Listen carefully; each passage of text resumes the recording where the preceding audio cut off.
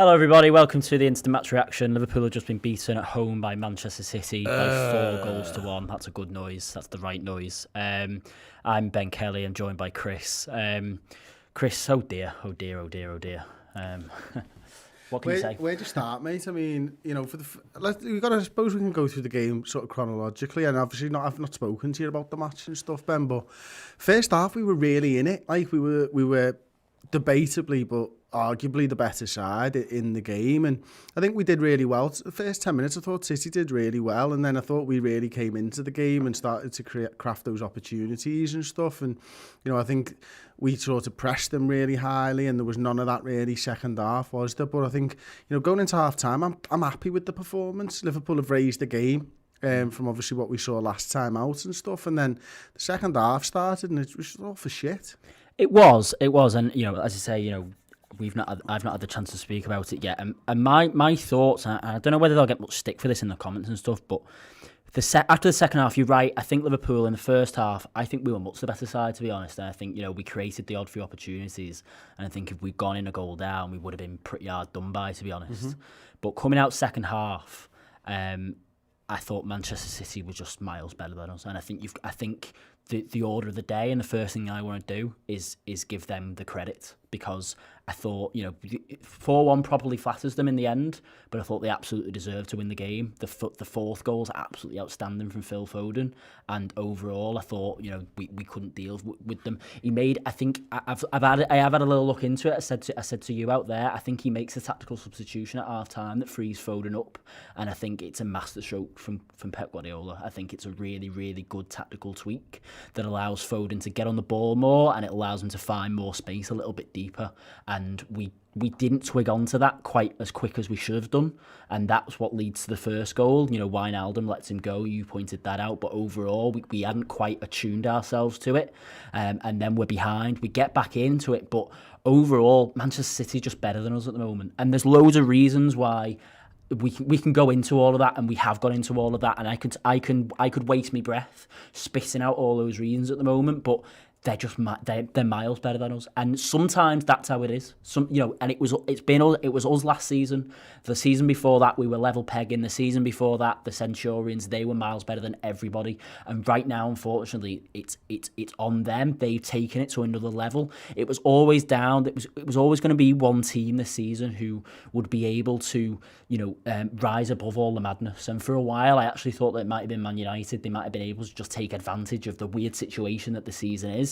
But it's proven to be Manchester City. They've won 10 games in a row. They've found that form from the season before last and the season before that.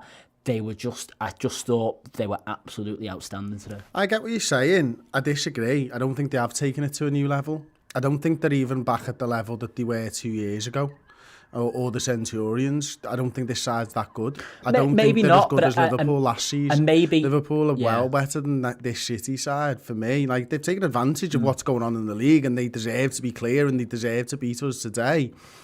But I don't think they're as good as what we were last season. So they might have taken themselves to a new level.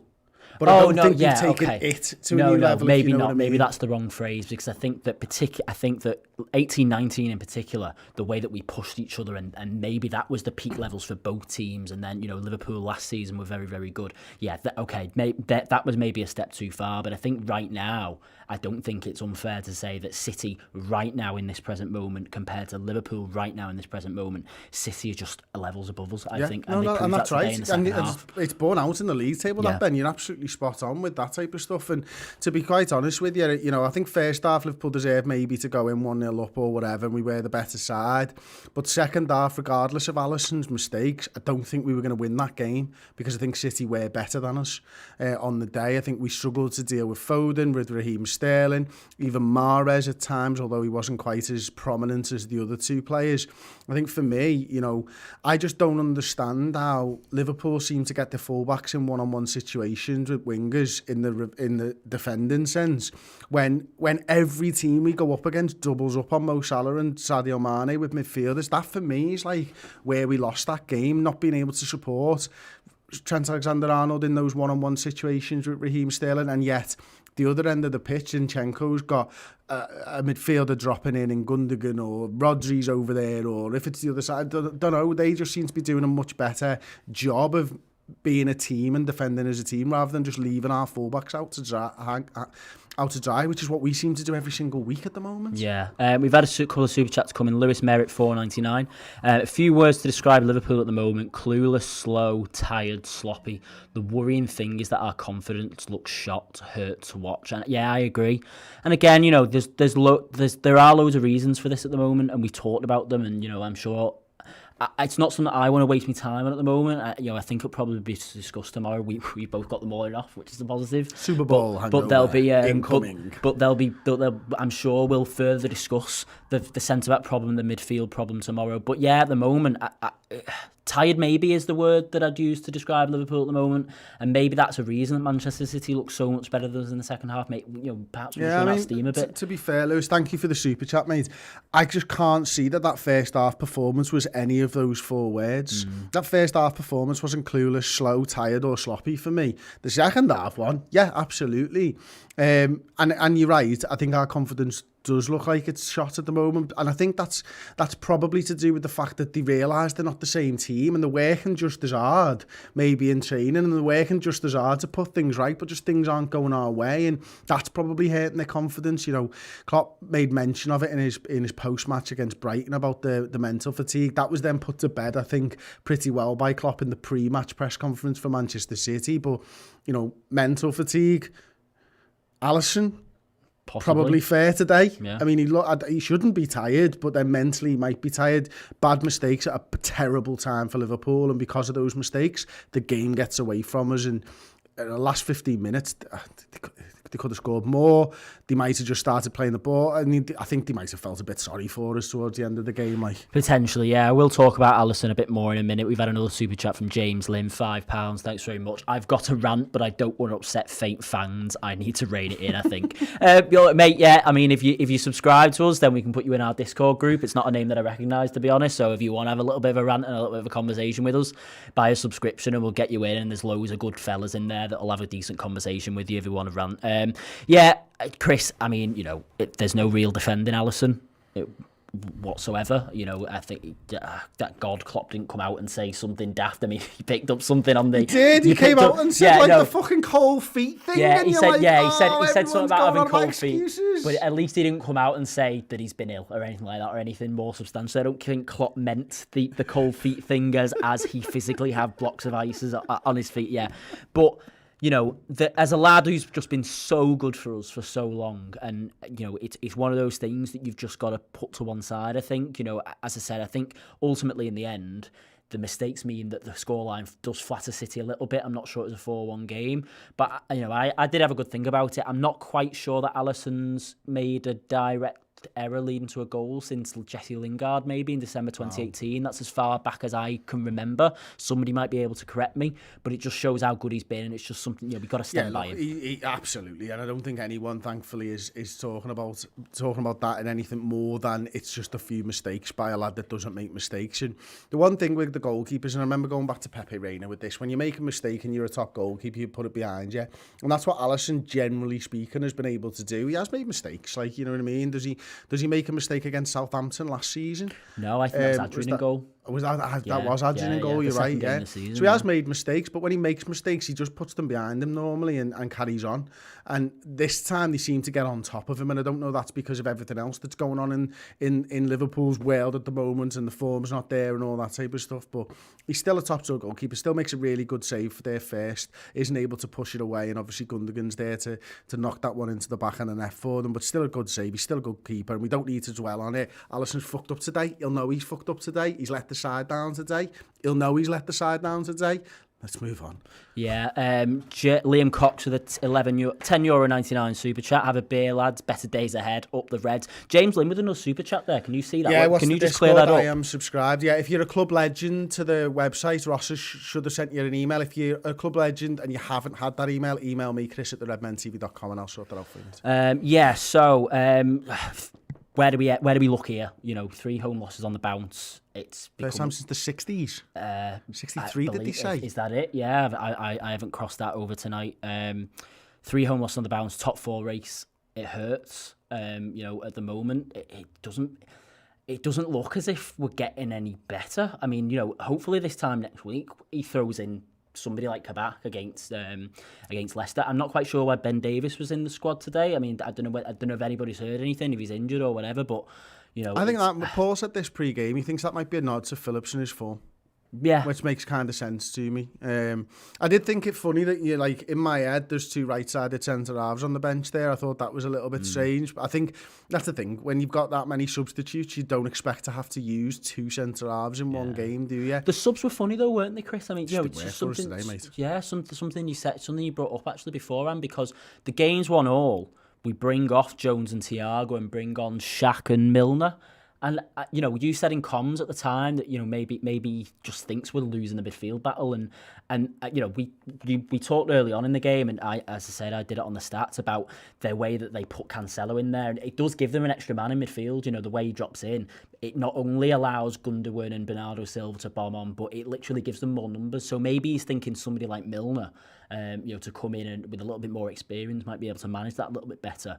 And ultimately, I don't think we'll ever know if it was the right decision or not, because then Alisson goes and gives away the 2 goals and we're 3-1 down. And you've taken off your 2 most creative players, or 2 of your most creative players, and it's not the situation. It's not the same game that it was 5 minutes ago. So I think it's difficult. But ultimately, I think particularly Milner, given how much football he's played, to come on at that point in the game when we need to win. It was a strange one for me. Yeah, he could have taken any of the 3 midfielders off of me apart from Jones, because I thought Jones was having the game. I thought Jones was our man of the match up until the time when he goes off the pitch, to be honest. Certainly first half, he was outstanding. He was everywhere.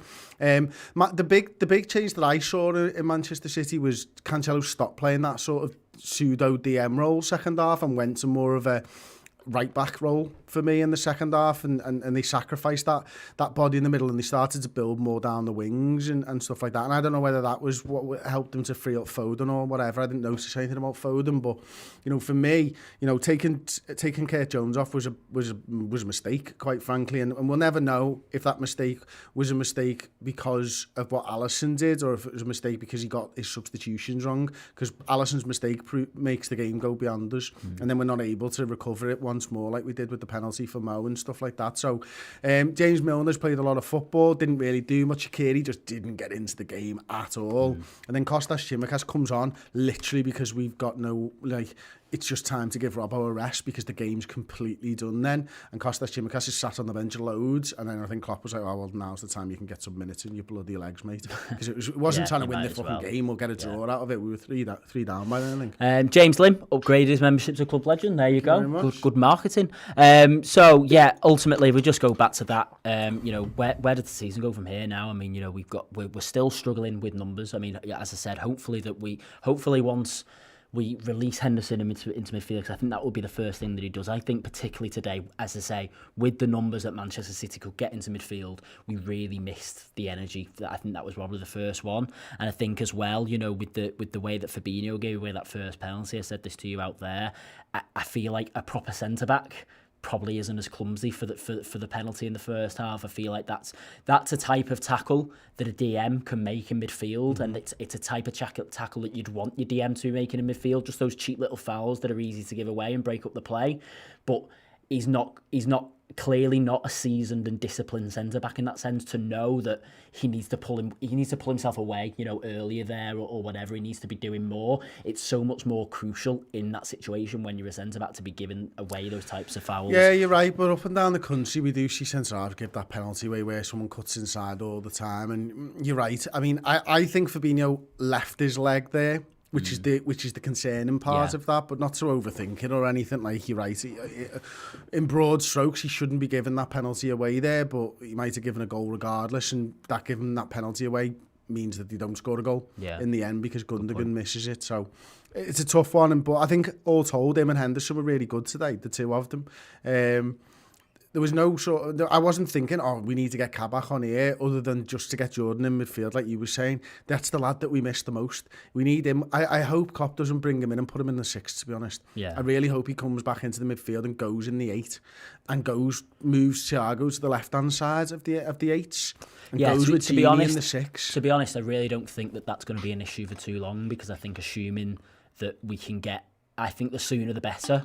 I think as soon as is possible, he will get both of them into midfield anyway. So I think before long, we're going to be seeing a combination of Fabinho, Henderson, Thiago, and Gini. You know, that'll be your main 4 of midfield. If Keita can get himself fit, I do think that he will still be able to add another dimension to the side, and then they'll be your 5, and then it'll be a combination of Davis, Kabak, Phillips, at the back, chucking Fabinho in there every now and then if you want to freshen up. I hope you're right. I hope you're right, because I see him right now as Fabinho's still going to be a centre half. So I hope you're right. Well, I think if Phillips can start to put in, you know, if he puts in a few more performances like we've been seeing from him, I know he didn't feature today, then for me, it's going to have to get to a point where we need to, Fabinho's that important, you need to start trusting Phillips to partner one of the new lads, and, you know, that would be great news if we can. Christopher Scott with another super chat. We take our licks and we move on. Big summer needed to ship out the Degwood. Origi, Shaqiri, Matip, Ox and Keita are not reliable enough. Now, yeah, reliable and talented enough, I think, are two different things. I think if Oxlade-Chamberlain and Keita, you know, can get themselves fit and can get themselves into form, they've got plenty to offer to this side. I don't think Origi does. I think Joel Matip, has probably had his day now. Shaqiri is quite inconsistent. Go and watch the Liverpool-Man City Champions League game from a few years back. I know that's a difficult thing for me to say right now, but I watched that the other night in preparation for this, and Oxlade-Chamberlain is so good. Yeah. And I think, you know, probably ever since that first knee injury, I don't think we've seen the same Chamberlain. But like, if he can ever get back to something near that, he's got plenty to offer us. Question for you then. Having watched that game back, obviously that's pre us being the possession-based side. Yeah. Have you seen that type of performance? And I know it's hard because it's post-injury. And I think you're right, he hasn't quite been the player.